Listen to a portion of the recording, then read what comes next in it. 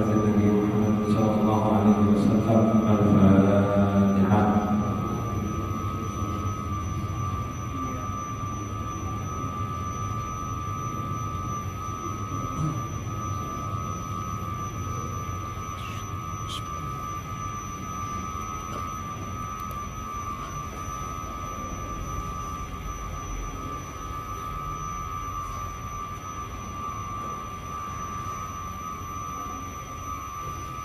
Bismillahirrahmanirrahim. Qala Rasulullah sallallahu ta'ala wa nafa'ana bihi wa bi'ulumihi fid dharain.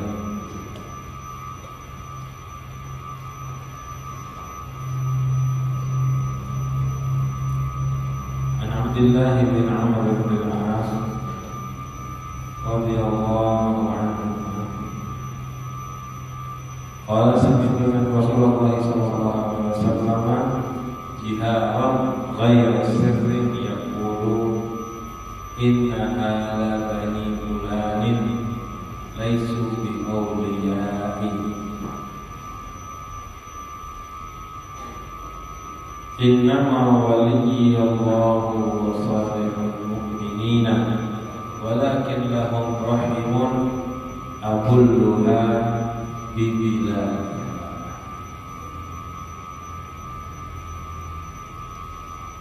Alhamdulillah, bersyukurillah ala ni'matillah.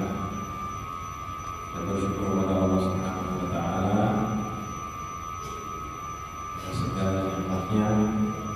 Kembali kita berkumpul bersama-sama melanjutkan pembacaan kitab Riyadhus Shalihin sampai pada hadis ke-9 pada bab bakti kepada orang tua dan silaturahmi. Hadis ini diriwayatkan dari Abdullah bin Amr bin al-As radhiyallahu anhu.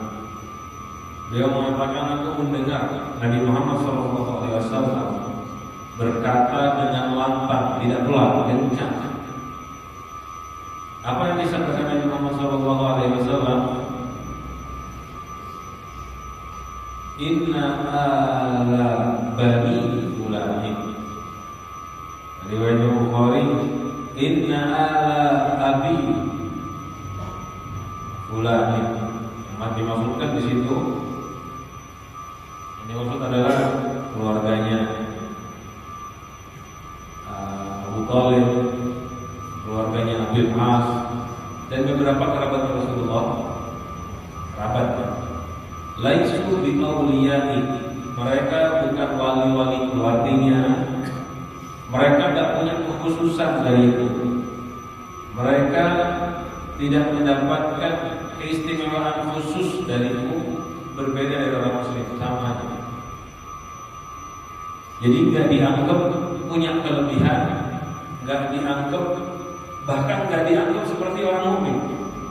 Aku nggak ada hubungan apa-apa dengan mereka, padahal keluarganya, padahal kerabatnya.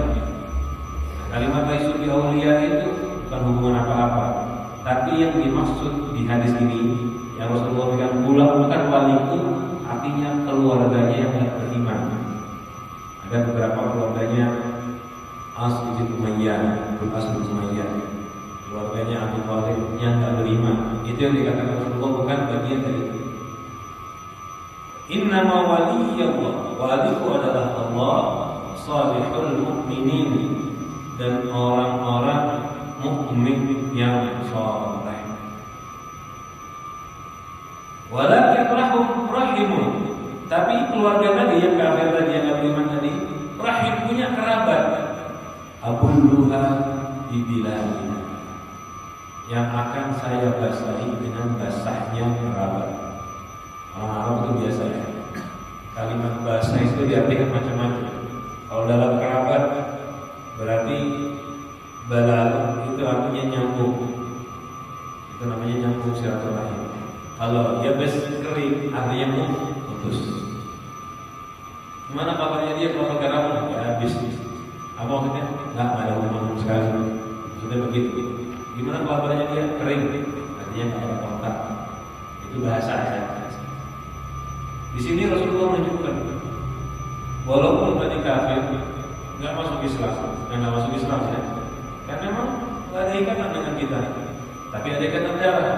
Tetap Rasulullah mengatakan karena ada kerabat, aku tetap menyambung dengan mereka. Di hadis ini menunjukkan bahwa walaupun mereka tidak beriman, Rasulullah tetap memberikan isyarat untuk berbuat baik kepada kerabat.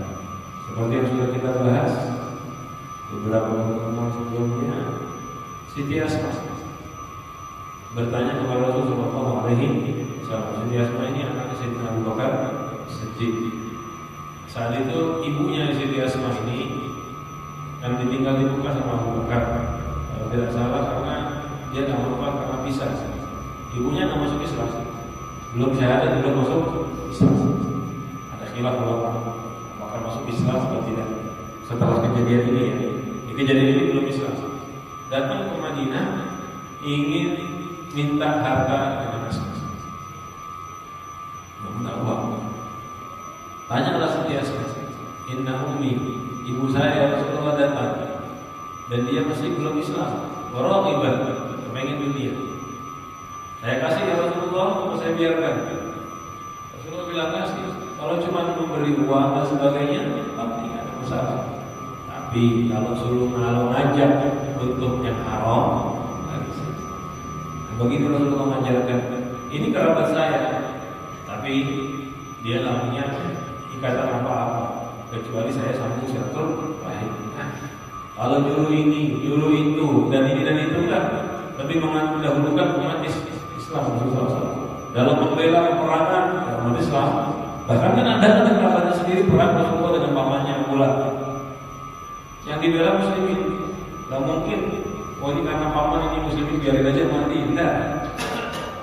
Kalau masalahnya nyawa, masalahnya keselamatan dan sebagainya, walinya Rasulullah adalah salihul mu'minin, orang muslim yang Abu Bakar, Umar, Utsman dan sahabat-sahabatnya.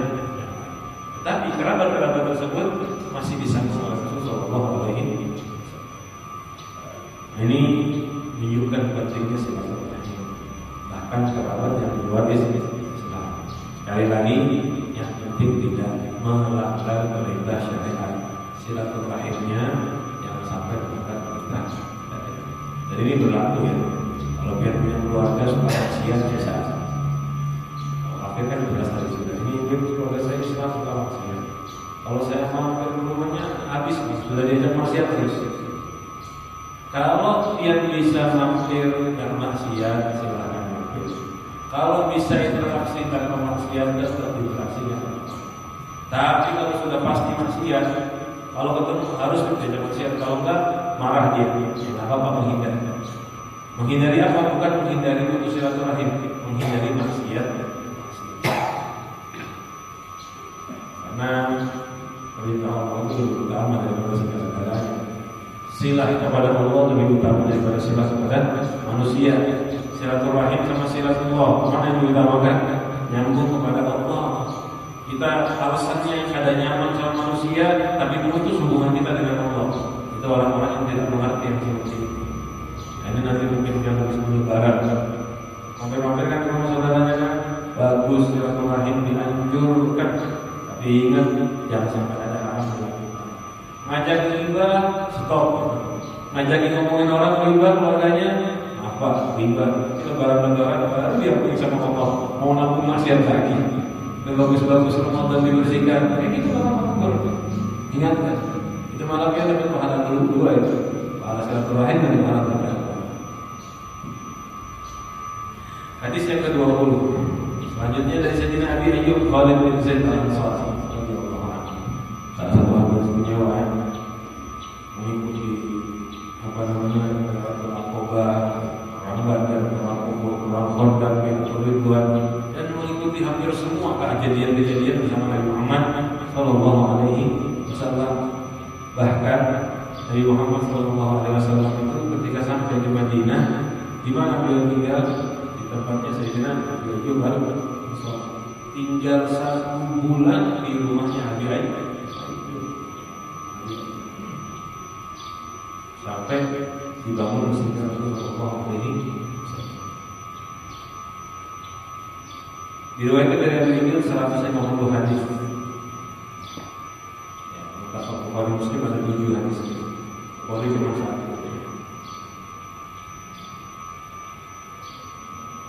Jadi Abi Ayyub ini seorang yang istimewa, banyak sejarahnya. Dan beliau meninggal di Roma, di arti Rom, Waziyat Al-Qabsi tahun 50 setelah Hijriah. Dan berarti Rasulullah meninggal sudah sekitar 37 tahunan. 30 tahun setelah Rasulullah meninggal, Abi Ayyub. Beliau bercerita, anna rajulan, ada seorang laki-laki, qala ya Rasulullah, nanya kepada Nabi Muhammad. Laki-laki ini yang nanya Abu Ayyub sendiri. Jadi dia bercerita, bukan mulut bertanya, bukan, tapi dia bercerita, ya Rasulullah ada apa? Dia ngomong begini sama kita ya, sama perawi. Hadirin, ada seorang laki-laki bertanya kepada Rasulullah. Maksudnya dia sendiri. Kadang-kadang ngomong kayak gini dirahasiakan karena sombong santun. Ya, karena ada, tapi ada orang-orang yang tahu juga. Makanya sahabat yang lain yang meriwayatkan hadis yang tahu kejadian ini ngomong, itu yang tanya sedikit seorang. Makanya kita ketahuan siapa yang ngomong tadi, ada dijelaskan oleh ulama hadis, itu yang tanya Abu Ayyub sendiri. Tanya kepada Rasulullah, ya Rasulullah, akhbirni bi amalin yudkhilunil jannata wa yubaiduni minan nar. Ya Rasulullah, beri aku kabar dengan amal yang membuat aku masuk surga dan menjauhkan aku dari api neraka. Qala Nabi sallallahu alaihi wasallam, Nabi Muhammad SAW bersabda, menjawab pertanyaan Abu Ayyub tadi, ta'budullaha wa la tusyriku bihi syai'an. Sembahlah Allah, kamu menyembah Allah dan tidak menyekutukan Allah sekecil apapun. Jadi kalimat ibadah yang dimaksud dari menyembah itu tidak menyekutukan Allah sekali sekecil apapun. Ini pertama yang membuat orang masuk surga, yaitu sembah Allah tanpa menyekutukan Allah. Wa tuqimus sholata, lalu kamu kerjakan sholat. Iqamatus sholat maksudnya ya menjalankan sholat dengan benar kata orang, tepat pada waktunya, rukun syaratnya dikerjakan. Itu namanya iqamatus sholat. Dan istiqomah mengerjakan yang tidak bolong-bolong. Wa tu'tiz zakata, dan kamu mengeluarkan zakat. Wa tasilur rahimah, dan sambung kerabat.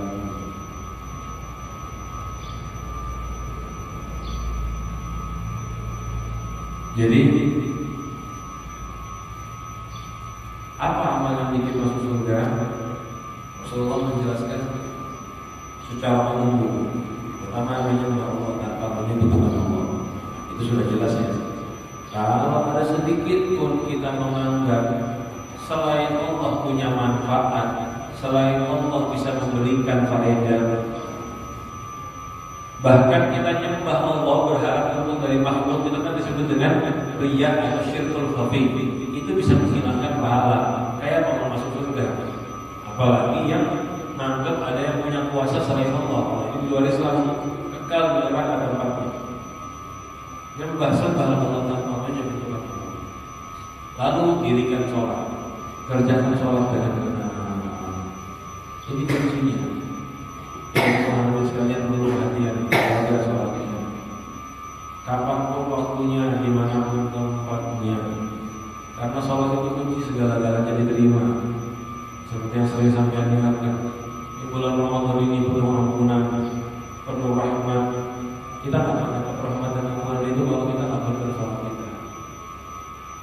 Yang biasanya sholat sendiri, kalau Ramadan menjaga berjamaah, ajak kawannya, walaupun dia cuma berdua, dan yang udah sholat sendirian, ketemu teman laki-laki sholat diulang gak apa-apa. Ya, ada sholat itu sunnah.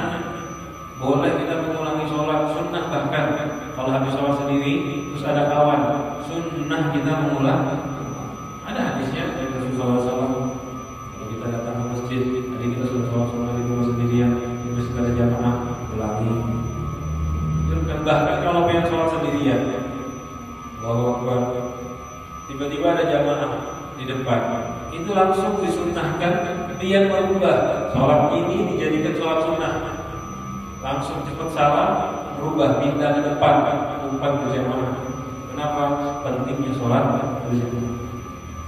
Khususnya gini, kita di bulan Ramadan, puasa kita nggak akan sempurna kalau sholatnya nggak benar, apalagi tidak sholat. Apalagi tidak sholat, karena disayangkan Ramadan ini bukan sekedar sholat sebetulnya, memperbanyak sholat dan memperbagus sholat. Makanya ada tarawih. Dan tarawih itu sholat yang lama asli. Disebut dengan tarawih dari kalimat tarawih, istirahat. Kenapa? Karena dulu sahabat itu memang namanya nggak ada ya di zaman Rasulullah ya. Rasulullah nggak ngasih nama ini sholat tarawih, enggak. Nama itu timbul karena mereka dulu para sahabat mengerjakannya dengan waktu yang panjang.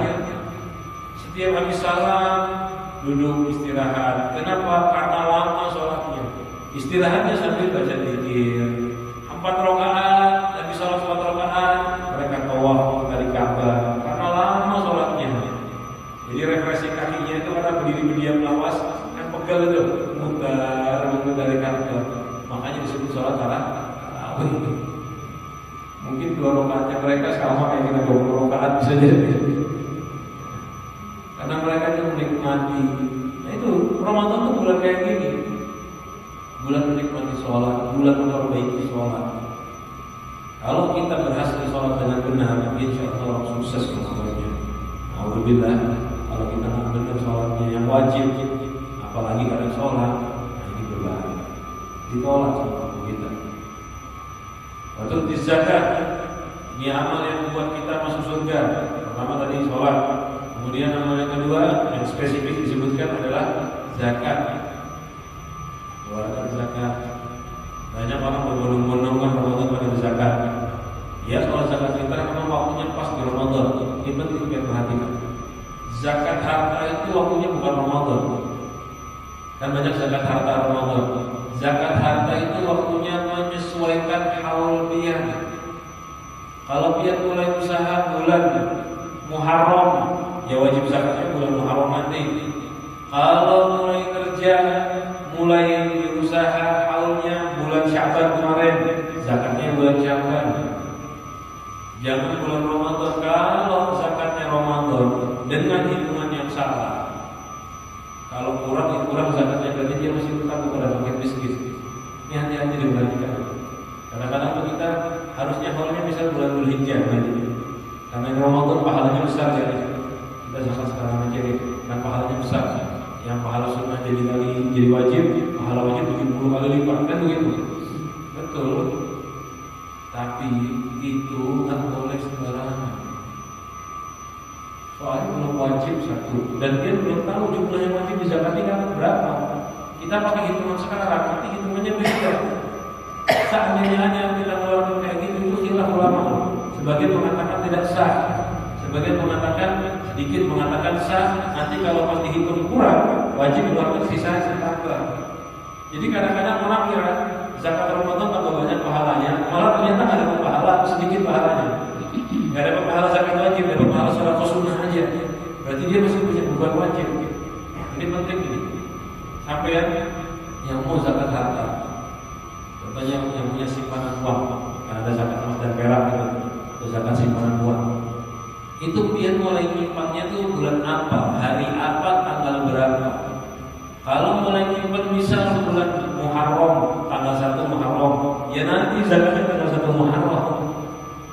Jangan sekarang. Lebih afdal. Bukan Ramadan kali 70. Tidak semua. Kalau yang salah ya nggak mungkin kali. Kayak gue belum pengen pahala haji 70 kali. Hajinya bulan Ramadan aja. Hampir kali 70. Ya nggak bisa. Karena ada waktunya tersendiri, kan begitu.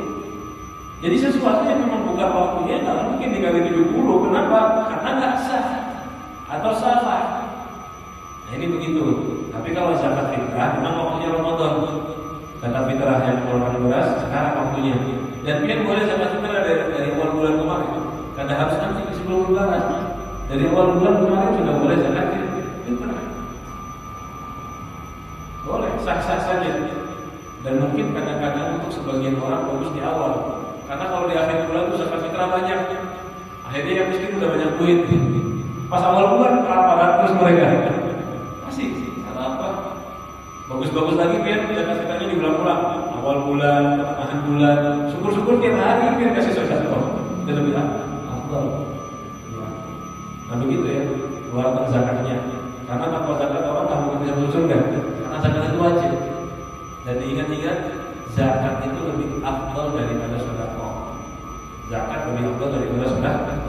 Jadi hadirin, perhatikan dia. Jangan kadang-kadang tuh kita semangat sedekah sunnah, tapi zakatnya nggak beres. Zakatnya salah. Salahnya itu satu, salah hitung, biasanya gitu ya. Yang kedua, salah mengeluarkan itu lebih banyak lagi. Ngasihnya ke orang yang salah. Kadang kita maunya kan ngasih duit ke orang yang kita senangin. Siapa yang mau saya mau ini, ya lu kasih aja gitu. Tapi ternyata dia nggak berhak. Ya kita nggak mungkin dapat pahala zakat, zakatnya.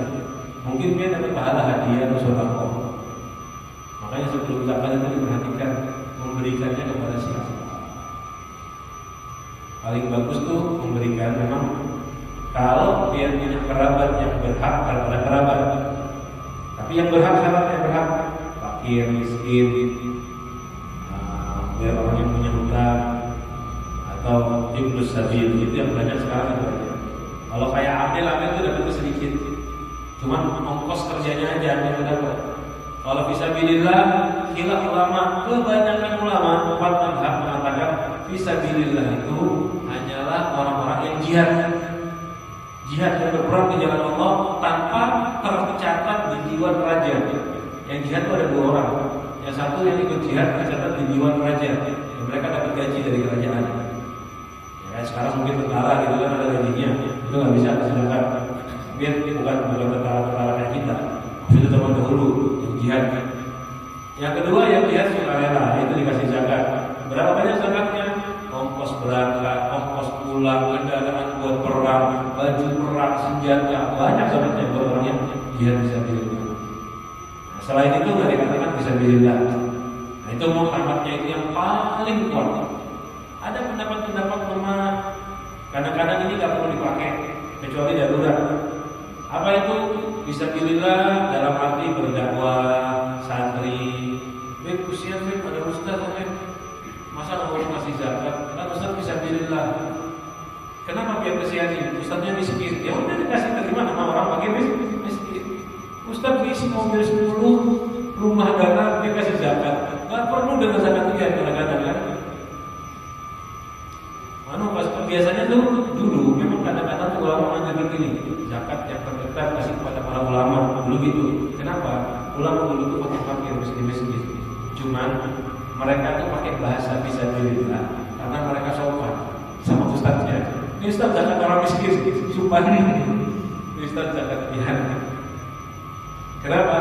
Ustaznya itu pakai fakir miskin.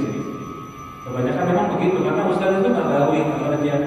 Walaupun mungkin kadang-kadang tuhannya kelihatan nyaman, dijemput pakai mobil, padahal sih kan ada isi, dijemput pakai kendaraan mewah, dan dia nggak punya apa-apa.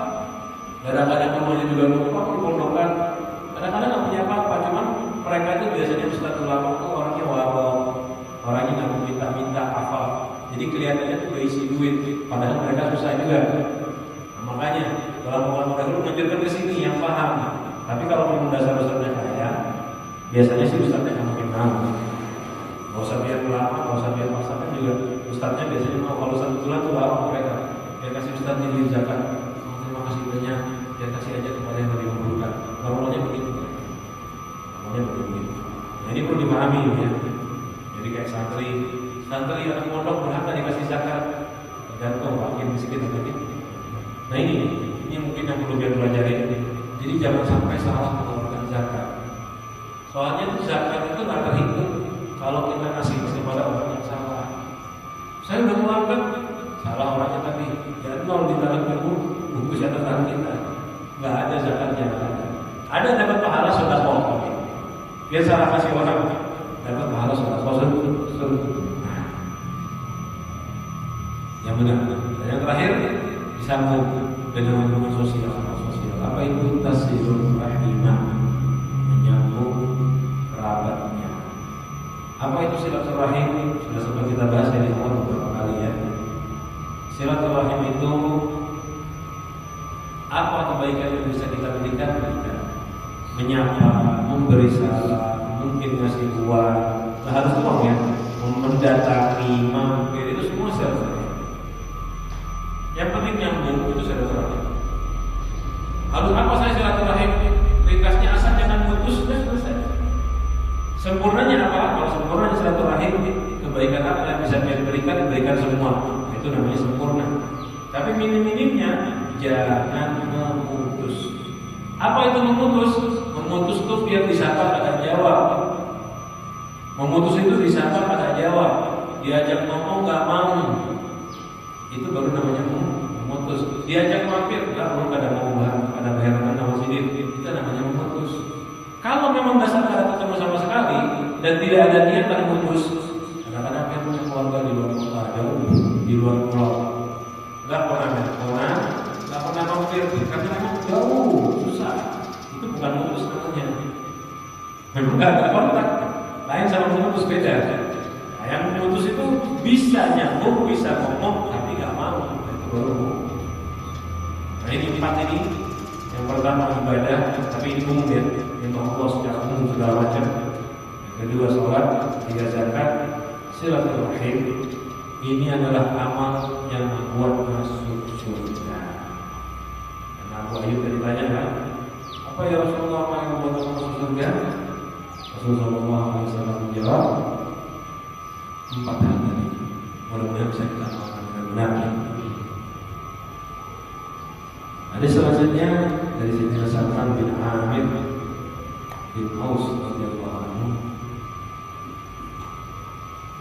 An-Nabi sallallahu alaihi wasallam idza aftara ahadukum falyuftir ala tamrin fa innahu barakatun.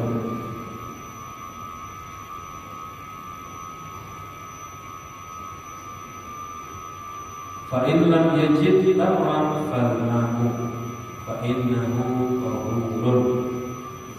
Wa qala as-sadaqatu 'ala al-miskini sadaqatun wa 'ala ar-rahimi fitani sadaqatun wasilah.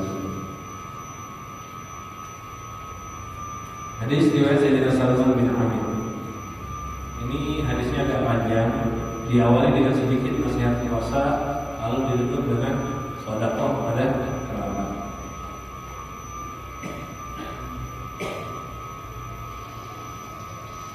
Rasulullah bersabda, "Idza aftara ahadukum," jika kalian berbuka,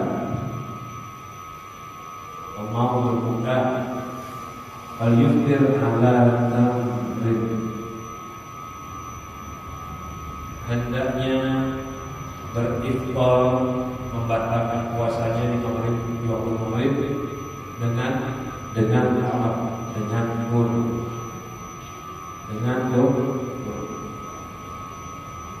Kenapa? Fa innahu barakatun.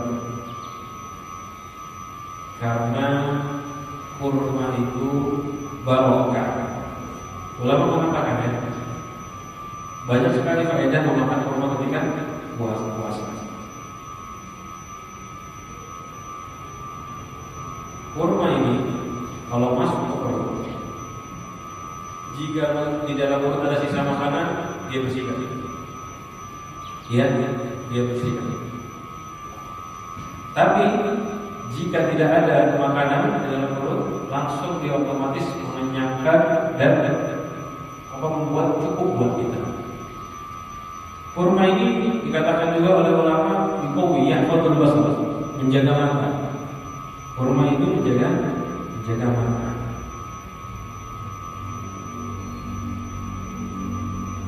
Walaupun ada pendapat dokter yang mau kalau makan kurma kebanyakan bisa sakit matanya. Makan kurma bisa sakit mata. Ada dokter yang ngomong gitu. Tapi itu maksudnya kalau kelebihan. Kalau berlebihan. Kali buka puasa sama sekotak. Itu yang sakit mata penjahadian. Mata ini. Kurma berlebihan itu bahaya. Ya semua kalau berlebihan bahaya. Kurma berapa makannya? 3 buah. Jadi sunahkan kalau tidak ada maghrib Pokoknya tuh biar ada yakin masuk waktu maghrib, sunnah secepatnya buka. Apa yang dimakan? Kurma dulu.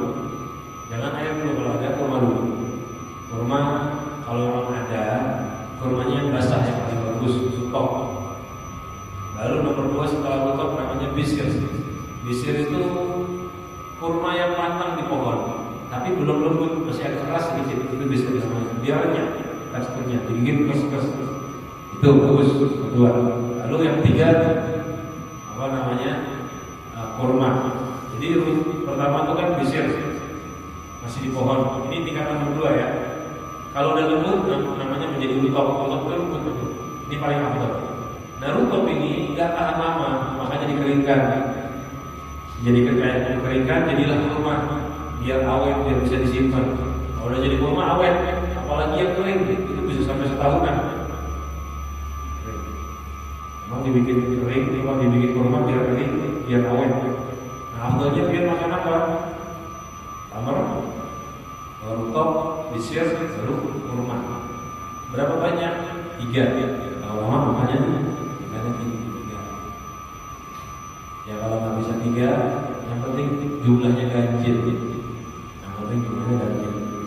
Nggak bisa 3, kurang ya 5 dan seterusnya. Nggak bisa 3 kebanyakan ya 1. Ini minimnya makan. Walaupun 1 untuk mengerjakan sunnahnya Nabi Muhammad SAW. Dan kurma itu bagus sekali ya manfaatnya, banyak sekali manfaatnya, menyehatkan. Apalagi kurma-kurma dari Madinah yang memang dijaga diamankan oleh Allah Subhanahu Wa Taala. Ya, perkenalkan kurma ajwa. Tapi ajwa itu yang punya keistimewaan ajwa Rasul, ajwa yang ditanam Rasulullah SAW. Kalau cuma tipenya ajwa, ya sama aja. Kadang ada ajwa dari dari Indonesia, dari negara-negara yang lain, ya sama aja, itu kurma biasa. Yang hebat kurma ajwa yang bagus ya ajwa yang dari kebunnya Muhammad SAW. Dan kurma Madinah pada umumnya semuanya bagus. Bahkan ulama mengatakan bahwa kurma itu kalau dari Madinah ada debunya, jangan bersihkan, langsung aja dimakan. Kenapa debunya kurma Madinah itu obat? Jadi sunnahkan kalau dapat kurma Madinah, kalau usah lagi cuci dulu, kan debunya bersihkan. Ya kecuali debunya banyak-banyak. Ini bukan debu-debu aja, debu-debu kurma yang nempel di pohon.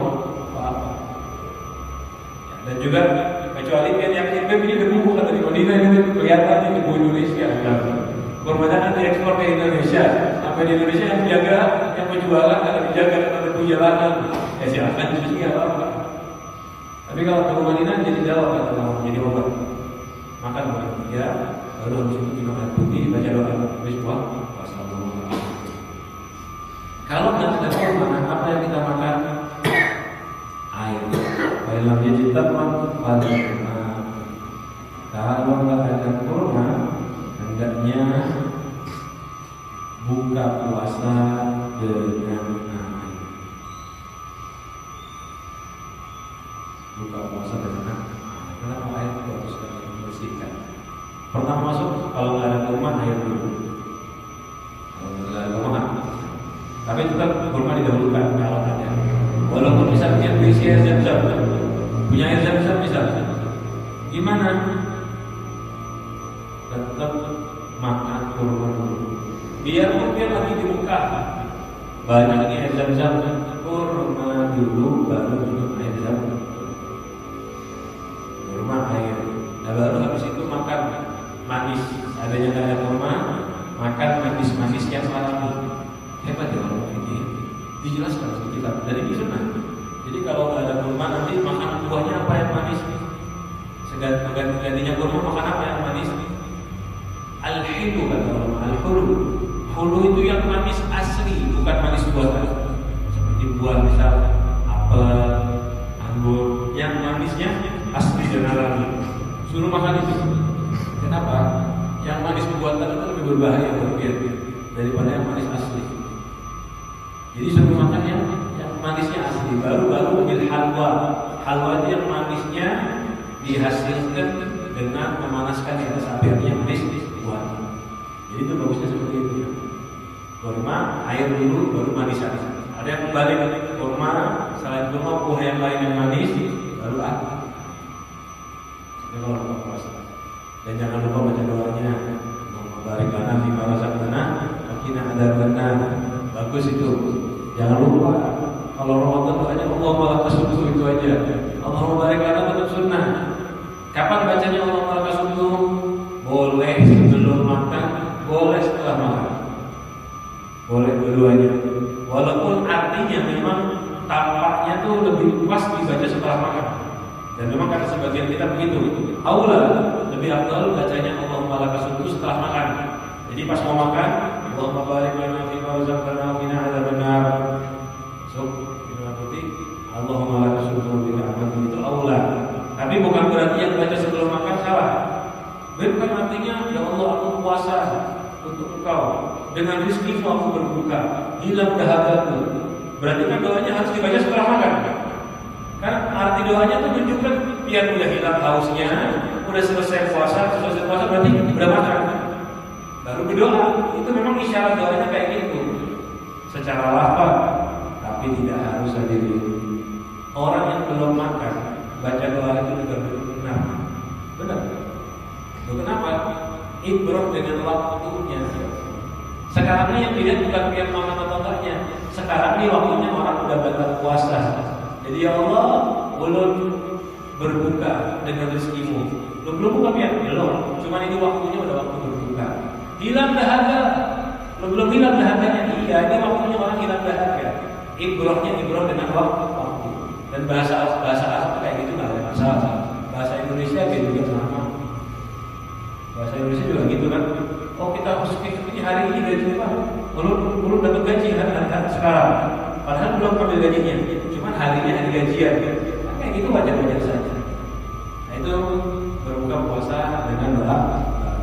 Nah di sini di akhir hadis Bukhari panjang hadisnya sebenarnya. Diringkas oleh beliau. As-sadaqatu 'alal miskin sadaqatun. Sedekah kepada orang miskin dapat pahala sedekah. Wa 'ala dzirrahimi dan sedekah bagi kerabat fitani dapat dua pahala. Apa itu? Sedekah pahala sedekah wa silaturahmi dan pahala silaturahmi. Nah ini di hadis ini ada tambahan bahwa orang yang bersedekah itu pahalanya bisa meningkat jadi double. Kapan? Kalau dia bersedekah kepada keluarganya, dia dapat pahala dua, pahala sedekah dan pahala silaturahmi. Makanya tadi kita sempat bahas sedikit. Paling afdal zakat semua itu kepada keluarga. Yang penting fikih memperbolehkan silakan. Seperti dia punya keluarga dekat, sedekah kepada keluarganya. Lain kalau keluarganya di negeri yang jauh, kan zakat kita di Banjarbaru misalnya, wajibnya dikeluarkan untuk orang Banjarbaru dan seterusnya. Intinya kalau fikih bilang boleh, itu paling afdal sedekah kepada keluarga. Membukakan orang puasa baik, pahalanya besar. Membukakan keluarga puasa lebih baik, lebih bagus. Siapa keluarga dia? Banyak. Salah satunya yang terdekat, anak dan istri dia. Itu keluarga. Sudah kita bahas di awal kitab kan? Di awal kitab kita baca bahwa makanan yang kita letakkan di mulut istri kita, artinya yang kita kasih ke istri, itu dihitung sedekah pahala. Jadi yang ada rezeki lancar, tambahin, kasih nikmat keluarganya. Biasa makan tempe aja bisa, biasa makan apa hitam aja. Ramadan belikannya nyaman-nyaman. Yang penting tidak berlebihan ya. Belikan yang nyaman-nyaman itu pahalanya besar, kan? Keluarga. Mudah-mudahan bisa bermanfaat. Jadi orang yang selalu menyambung silaturahim bisa ibadah kepada Allah dengan benar. Mudah-mudahan Allah menjadi berkah bagi kita semua. Wa yang berbatin dan video